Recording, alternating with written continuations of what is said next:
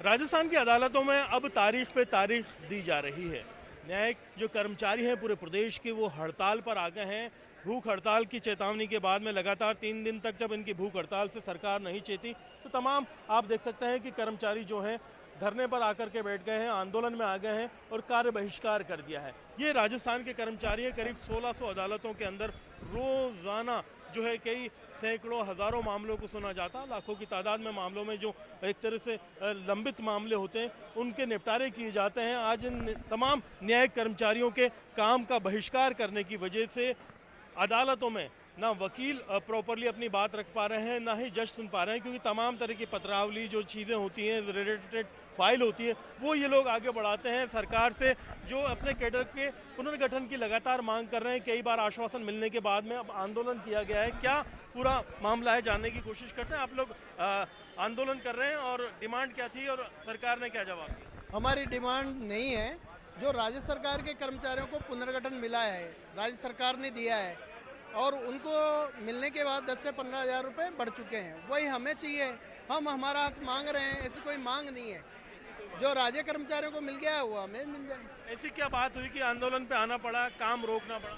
हमने बराबर वित्त विभाग से और माननीय उच्च न्यायालय से संपर्क किया, क्योंकि इनके बीच में जो राज्य सरकार और माननीय उच्च न्यायालय के मध्य की कड़ी है जो विधि विभाग है, विधि विभाग की अनदेखी के कारण ही हमारी आज ये स्थिति हुई है कि उन्होंने कभी भी रुचि नहीं ली और मीटिंग कॉल नहीं की और न रही राज्य सरकार से यह काम करवाने में अपनी रुचि दिखाई।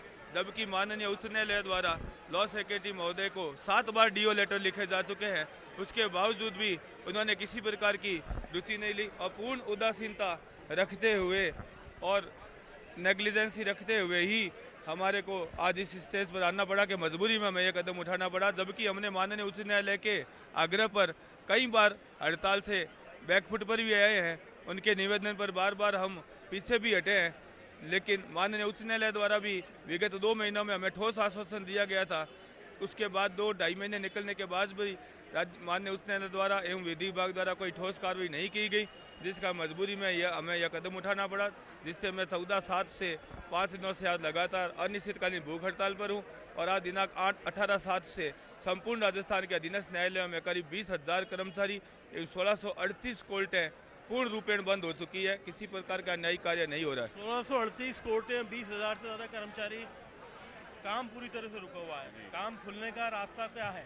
सर, अगर राजस्थान गवर्नमेंट चाहे तो आधे घंटे में काम खुल सकता है। हम पिछले 2.5 साल से लगातार ज्ञापन दे रहे हैं। हम नहीं चाहते थे ये रास्ते अख्तियार करना।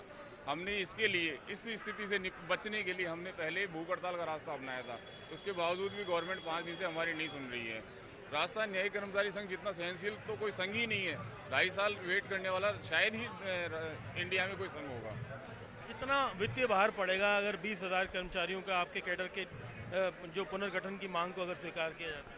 सर देखिए, जहाँ तक वित्तीय भार की बात है तो ऐसा कोई वित्तीय भार पड़ेगा ही नहीं गवर्नमेंट को। बहुत मामूली सा वित्तीय भार है, क्योंकि जो सैलरी मिल रही है, स्टाफ बढ़ाना नहीं है, उसी प्लस और माइनस का ही गणित है। ये कोई ज़्यादा गणित नहीं है, इसमें पढ़ना नहीं है उसको गवर्नमेंट से। जी बिल्कुल। तो आप देख सकते हैं कि यहाँ पर अब अनिश्चित काल के लिए एक तरह से देख सकते हैं न्यायिक कार्य का बहिष्कार शुरू हो गया है। ये तमाम लोग अदालतों का काम संभालते हैं। बताया जा रहा है जो आंकड़ा है करीब 1638 अदालत पूरे राजस्थान में हैं। वहाँ पर ये न्यायिक कर्मचारी पूरे प्रदेश के 20,000 से ज़्यादा मौजूद हैं। सभी लोग अपना काम रोक चुके हैं, ऐसा इनका दावा है। और फिलहाल किसी तरह का काम नहीं किया जा रहा है, अदालतों में सुनवाई नहीं हो पा रही है। इसकी वजह से मामलों में जो कि कई गंभीर मामले हैं वहाँ पर उनको तारीख देनी पड़ रही है। फिलहाल इनकी मांग है कि इनका कैडर जो है पुनर्गठित किया जाए। इनका ये भी कहना है कि इससे बहुत ज़्यादा वित्तीय भार नहीं पड़ेगा, लेकिन देखना ये होगा कि राज्य सरकार से इनका संवाद कब तक होता है, कब तक काम सुचारू होता है और कब तक ये हड़ताल की स्थिति ख़त्म होती है। कैमरा पर्सन अविनाश के साथ में अरबाज अहमद, न्यूज़ 18 के लिए जयपुर से।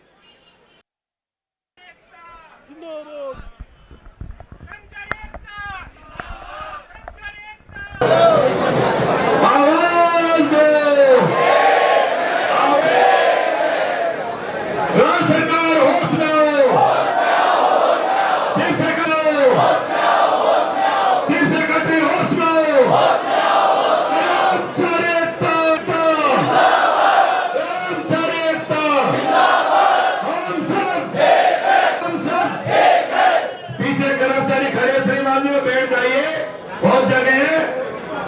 और आरक्षण नारी शक्ति को